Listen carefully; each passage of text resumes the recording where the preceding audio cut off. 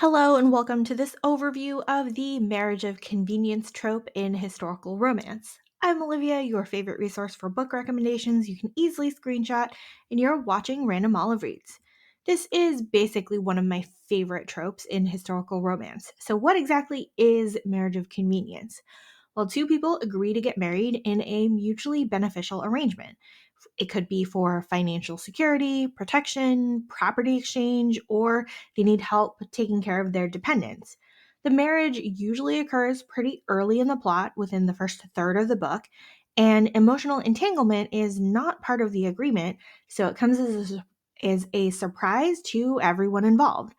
The characters usually deny their feelings or hide their feelings, thinking that their spouse does not reciprocate. Slightly Married by Mary Balog is book one of the Bedouin series. Aidan Bedouin makes a promise to a dying soldier on the battlefield to tell the man's sister of his demise and protect her no matter what. He finds Eve at her home and tells her the bad news. She informs Aidan that she doesn't need anything from him and he can consider his promise fulfilled. However, Aidan learns that Eve is in danger of losing her home and inheritance to another relative now that her brother is dead. He proposes that they get married so that she can keep her home and all of the occupants she's acquired, and then go their separate ways. Of course, they keep getting thrown back together, especially after Aidan's older brother, the Duke, learns of their marriage. We start to see the family dynamics here with all of those interfering Bedouins.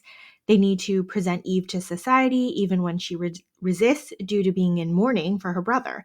And as Eve starts to integrate more with the Bedouin family, we slowly see Aidan soften towards Eve and her adoptive children and want to make their marriage real. The Earl Was Wrong by Britt Bell is book one of the Graydon series. Sebastian is trying his best to be the stuffiest Earl in town since his debaucherous parents were embarrassing and his father was incapable of being financially responsible. When he finds out that his younger sister is skirting ruin, his friend advises that he take a wife. Sebastian asks his aunt for a recommendation, and she points out Emmeline, the sister of a viscount who appears to be practical and responsible. Emmeline is surprised to find the handsome Earl asking her to dance and then asking to court her, but she thinks this is her only shot at marriage, so she goes with it. When Emmeline tries to be her best to be a good wife and member of her new family, Sebastian is cold and distant.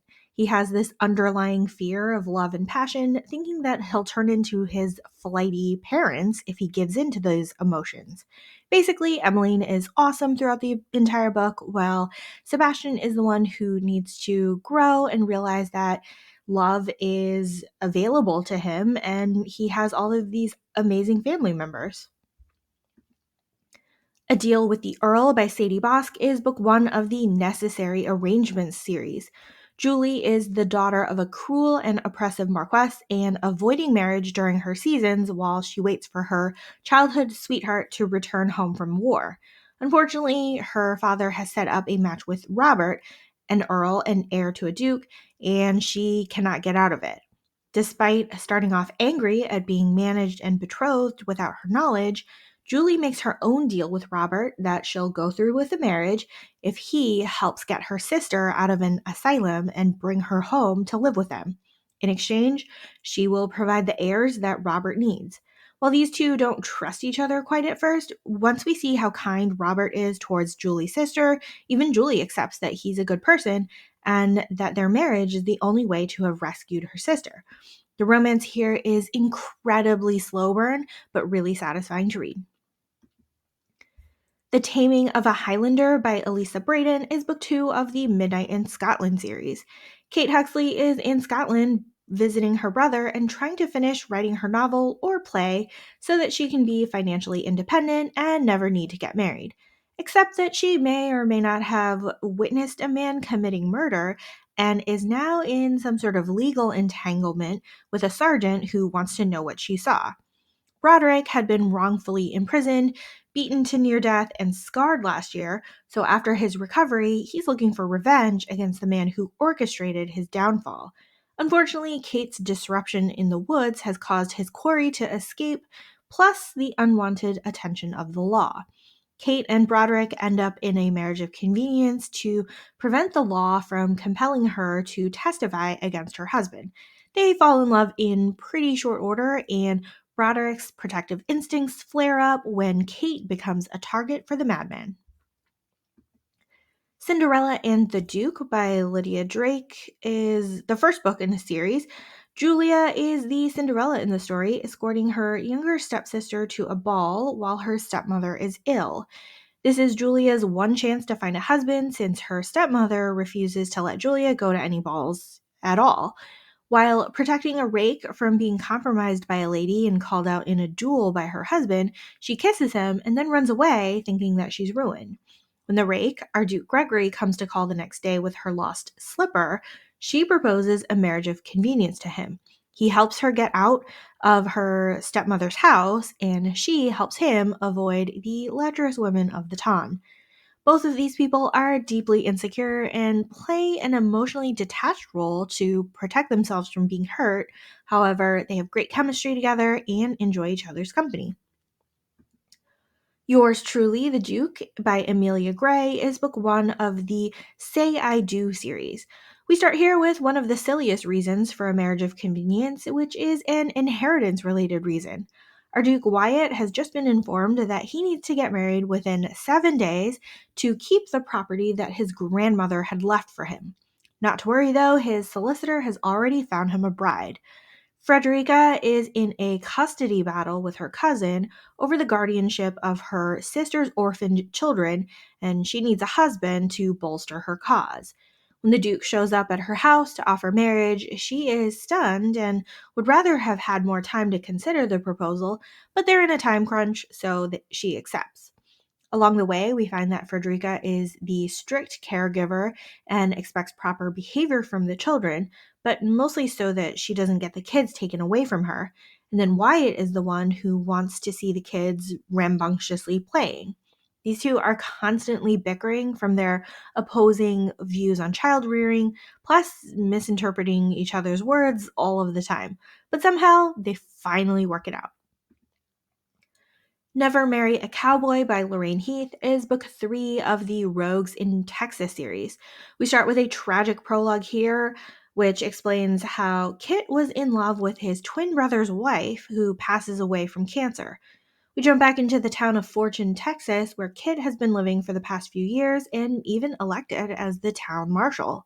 An old friend comes to visit to ask him to grant his sister the dying wish of being a bride.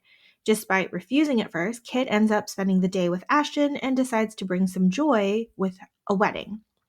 While their relationship starts as a temporary bargain, the more time Kit spends with Ashton, the more he wants to provide for her and give her experiences to remember. The Scoundrel Falls Hard by Sophie Jordan is book three of the Duke Hunt series. Callan and his father have been swindling a country village by posing as the new Duke and heir. The village people are out for blood and have chased after Callan and plan to hang him. The local blacksmith Gwen believes this to be cruel and unjust, so she tries to save the man by saying that she's in love with him despite having never met him before. To prove they're actually in love, the banns are called for a wedding between them, and then in the 3 weeks of their engagement, Gwen and Callan come to an agreement for a marriage of convenience, where Callan will help Gwen around the house and the smithy. While Gwen insists on keeping the marriage platonic, we'll see how long that lasts with the ever charming and protective Callan. Devil in Winter by Lisa Kleypas is book three of the Wallflower series. Evie Jenner is desperate to escape her overbearing guardians, and the only way to do that is to get married. She proposes a marriage of convenience to an equally desperate gentleman, Sebastian, otherwise known as Lord St. Vincent. After their elopement, they return to Evie's father's gambling hell, where he's pretty much on his deathbed. Evie has assumed that she and Sebastian would lead separate lives after he collects her dowry money, so she's surprised to find him integrating himself into running the gaming club.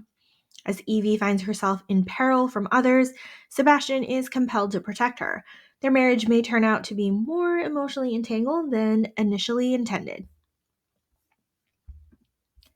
A Bride for His Convenience by Edith Layton is a standalone romance. We have an impoverished Marquis Ian who needs to marry a wealthy woman to restore his estates and pay for his ailing brother's medical care. He's pretty upset at having to sell himself into matrimony, but he finds Hannah to be a quiet, biddable woman to marry. Hannah has only agreed to have her father buy her a husband after her heart was broken by a neighbor who left her for another woman. Although Hannah agrees to keep things practical in her marriage, she is very much attracted to him and finds that she likes him more than she expected. Of course, Ian is determined to keep his distance and avoid getting emotionally entangled, especially as his pride is wounded by having to marry for money. These two toggle between direct communication and walking on eggshells around each other, wanting not to offend or demand too much of each other. However, this makes for a really delightful slow burn when they slowly become allies and then friends and then more. Blame It on Bath by Caroline Linden is book 2 of the Truth About the Duke series. This book follows the youngest son of the Duke, Gerard, who was an army officer on leave from his duties after his father's death. With the rumors surrounding his father's secret wife, Gerard is contemplating marrying an heiress to secure his finances. Luckily for him, he's been proposed to by a quiet and unassuming widow, Catherine, who wants to free herself from marrying her late husband's nephew.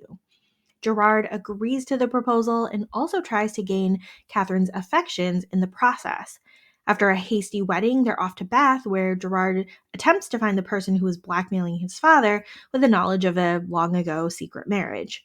While Gerard is good natured and easygoing with his new wife, she is insecure and wary of his motives.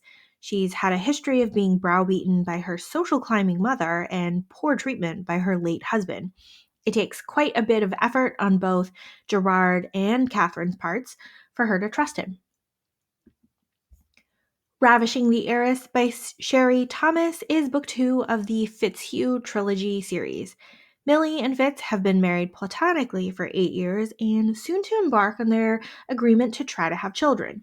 Except that Fitz is distracted by the fact that his first love is recently widowed and on her way back to England. This book is told over 2 timelines, showing the progress through Millie and Fitz's 8-year marriage and showing their present day friendship. Fitz had inherited an impoverished earldom, necessitating his marriage to a wealthy heiress, even though he had hopes of marrying somebody else. Millie has been in love with Fitz for all this time, but has not given him any clues about her feelings and maintained a quiet dignity and strength while he's been heartbroken over his lost love.